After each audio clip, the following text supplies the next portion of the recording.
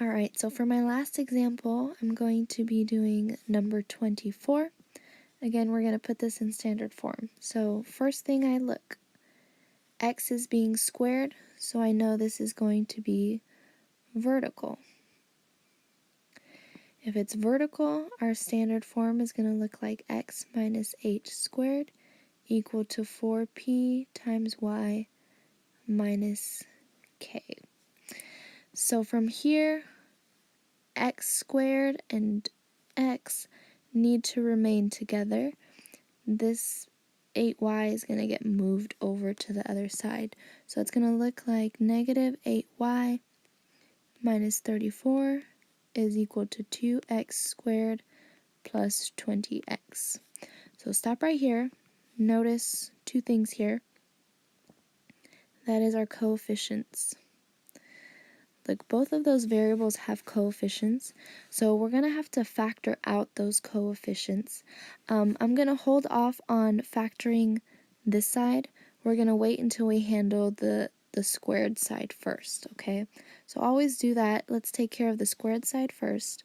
I'm going to factor out the 2 that I see as a coefficient.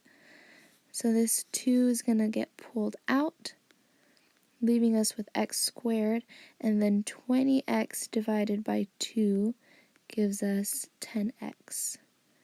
Okay, so that is factored out there. Again, I'm not going to do anything on the left side, even though I'm going to remember that that negative 8 needs to get factored out.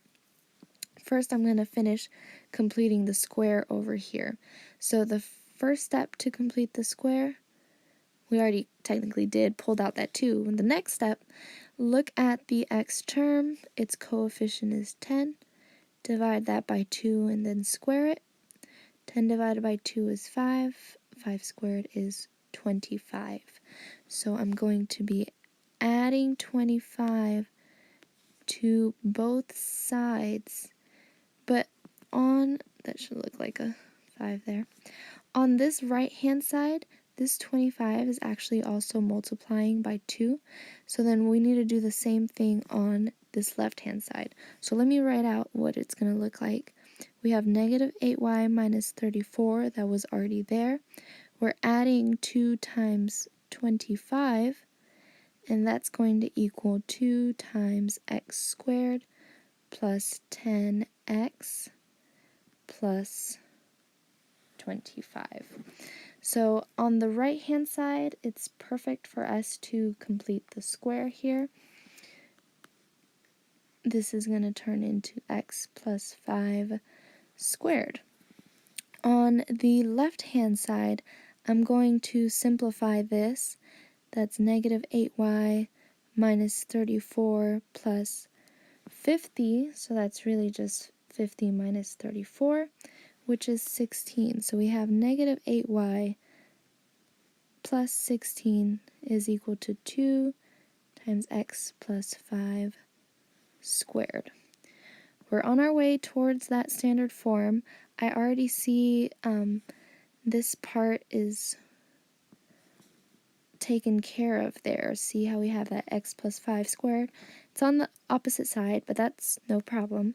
So the next thing we're going to do, remember that negative 8 that we said we need to factor out? We're going to factor it out now. Let's pick a different color here. Let's do that burnt orange look. Alright, so factoring out negative 8 leaves us with a y. Positive 16 divided by negative 8 is negative 2. Alright, here we go. Almost done. Take a close look at the standard form.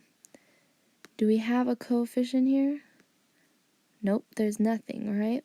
So we want to make sure, or technically, there's always a 1, right? But anyway, we want to make sure that we have the exact same coefficient here. So if we have a coefficient of 2, we want to turn that into 1, so we're going to divide by 2. Whatever we do to one side, we do to the other side. So that cancels out. Those 2's are going to cancel, leaving us with x plus 5 squared. Yes, that's what we want, right? We want that to be by itself there. On this side, negative 8 divided by 2 gives us negative 4 times y minus 2. Look at that. We have the standard form. They're just a little, switched. We can fix that. X plus 5 squared equals negative 4y minus 2. All right, so there's our standard form. That means we can find our h, k, and p. H will come from x, think opposite negative 5. K comes from y, think opposite positive 2. And p comes from the coefficient here of the term that's not being squared. And divide that by 4, we get negative 1. That negative is telling us that if we have a vertical parabola, it's going to be going down.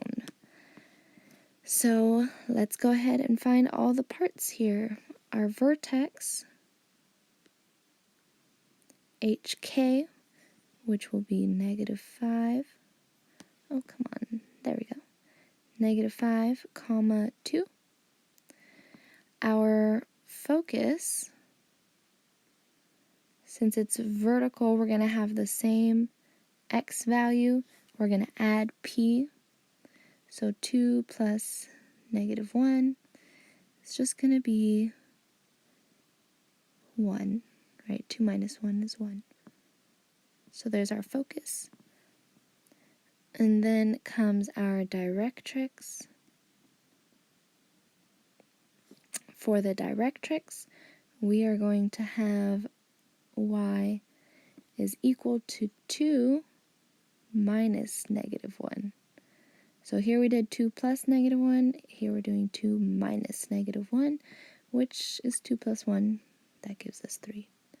There's our directrix. And lastly, our axis of symmetry. Axis of symmetry is going to be x equal to negative 5, since that is our h value and our x coordinate for the vertex. All right, let's graph this. We have our coordinate plane here. The vertex is at negative 5, 2. So 1, 2, 3, 4, 5. 1, 2. There's our vertex. And let's see here. Our focus is at negative 5, 1. So right below it.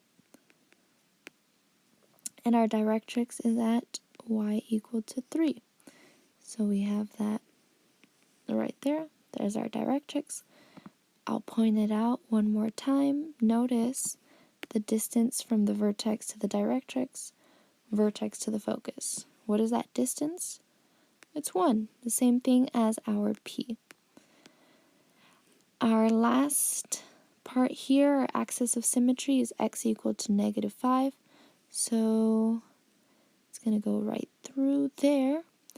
And our parabola is going downwards. There we go. There is our parabola. This was our standard form.